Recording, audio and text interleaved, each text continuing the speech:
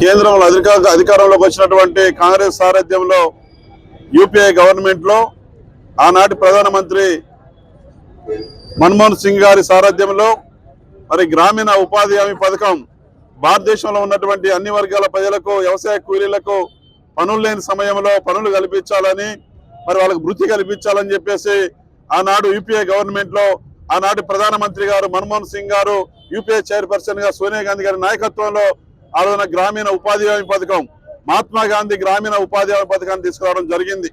ఆ మహాత్మా గాంధీ గారి పేరు మరి ప్రపంచానికి తెలియంది కాదు. మహాత్మా గాంధీ గారు భారతదేశానికే మరి ఇవాళ వెన్నెదేసినటువంటి వ్యక్తి, స్వతంత్రం సాధించినటువంటి వ్యక్తి. మరి ఒక బొట్టు సుక్క కూడా నేల మీద పడకుండా అహింస మార్గంలో ఆనాటి బ్రిటిష్ పాలకుల్ని మరి భారతదేశం నుంచి తరలించి ఎల్లగొట్టే దాంట్లో మహాత్మా గాంధీ గారి నాయకత్వంలో ఆ రోజున మన భారతదేశానికి స్వేచ్ఛా స్వతంత్రాలు వచ్చినటువంటి సందర్భం. మరి ప్రపంచానికే దిక్సూచిగా ప్రపంచానికే ఇవాళ మరి ఏదైతే ఉన్నారో మన మహాత్మా గాంధీ గారు వారి యొక్క స్ఫూర్తిని ప్రపంచ దేశాలు కొనియాడుతా ఉన్నాయి. మరి వారు చేసినటువంటి త్యాగాలు, వారు చేసినటువంటి పోరాటాలు ప్రపంచానికే తలమానికంగా నిలబడ్డ సందర్భంలో మహాత్మా గాంధీ గారిని ఇవాళ జాతీయ గ్రామీణ ఉపాధి హామీ పథకానికి ఆనాడు యూపీఏ గవర్నమెంట్ మరి మహాత్మా గాంధీ జాతీయ గ్రామీణ ఉపాధి హామీ పథకం గొప్ప వ్యక్తి పేరు, గొప్ప మహానుభావుడి పేరు పెడితే దాని దుర్మార్గంగా ఇవాళ కేంద్రంలో ఉన్నటువంటి బీజేపీ ప్రభుత్వం మోదీ గారు ఇవాళ కావాలని కుట్రపూరితంగా రాజకీయంగా మహాత్మా గాంధీ గారి పేరు తొలగించి మరి బి రామ్జీ పేరు పెట్టడం అనేది దీని వెనకాల రాజకీయ కుట్ర దాగి ఉంది.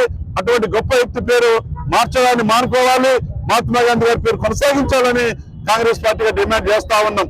ఇవాళ కేంద్రంలో అధికారంలో ఉన్నటువంటి బీజేపీ ప్రభుత్వం అభివృద్ధి చేయడం చేతగాట్ల, సంక్షేమ కార్యక్రమం అమలు చేయడం చేతగాట్ల, సంవత్సరానికి 2 కోట్ల ఉద్యోగాలు అన్నారు, అది ఇవ్వడం చేతగాట్ల, పాలన మీద దృష్టి పెట్టకపోగా మరి మహానుభావుడైనటువంటి గొప్ప వ్యక్తి మరి దేశానికి స్వతంత్రం తీసుకొచ్చినటువంటి మహాత్మా గాంధీ గారి పేరు తొలగించడం అనేది ఇవాళ ఎంతో కోట్లాది మంది భారతదేశ ప్రజల మనోభావాల్ని కేంద్రంలో ఉన్న బీజేపీ ప్రభుత్వం గాయపరిచింది.